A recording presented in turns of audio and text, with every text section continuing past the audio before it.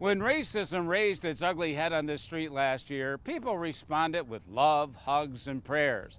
The business community responded with tremendous financial support for the victims, their families, and this neighborhood. What was your first reaction when you heard we had a mass shooting in Buffalo?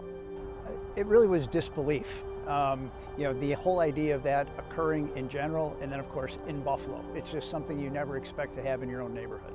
I felt like I had been punched in the gut when I realized what truly had happened that day at Tops. Like everyone, we were shocked, horrified.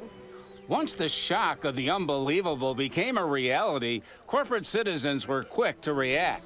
Less than 24 hours after the massacre, Scott Beeler of the West Her Automotive Group donated $300,000 to be given directly to the victims' families and survivors. I got a call from Mr. Beeler at 8 a.m. on Sunday morning saying he wanted to do something. He wanted to do something for the families of those who had been killed and those who had been hurt, and he wanted it to be immediate.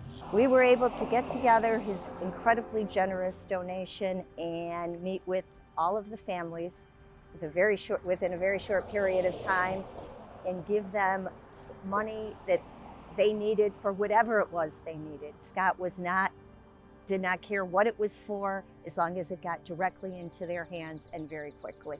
Rhonda Frederick is the former head of People Inc., and many of her people pitched in to help in the relief effort. She believes there were many lessons learned from this tragedy. How important our community is, how important it is to stick together, all the beautiful things that have happened on Jefferson Avenue since then. I'm sorry we have to have tributes and memorials, but we've got to keep this alive, and so we can be a better society. The biggest thing is they gave of their time. Another massive response came from Highmark Blue Cross Blue Shield. Dr. Michael Edbauer is the leader of Highmark and is proud of his employees for pitching in. What needs to be done? If some of it was helping to box up food, some of it was helping to collect food. Later on, it was things like helping get diapers for children, really just being able to be in the community and really do what's ever necessary. Over time, it got a little bit more planned out with things helping with some of the mental health services that were required in the community as well. Besides the $400,000 given to the 514 Fund, one of the victims retired from Highmark, so they set up a $20,000 scholarship fund in the name of Kat Massey. It just brought it so much more to home, right? So now this is someone that our associates had interacted with over the years. She just was full of energy and life, and I think with that connection, it just made it that much more real for all of our associates. It's Smart City too. Another huge response came from the Buffalo Bills Foundation and the NFL.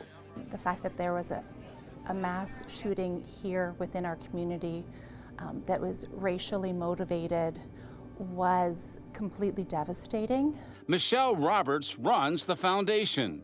I feel blessed that we can use our platform to do such good work within our community. It's a special place.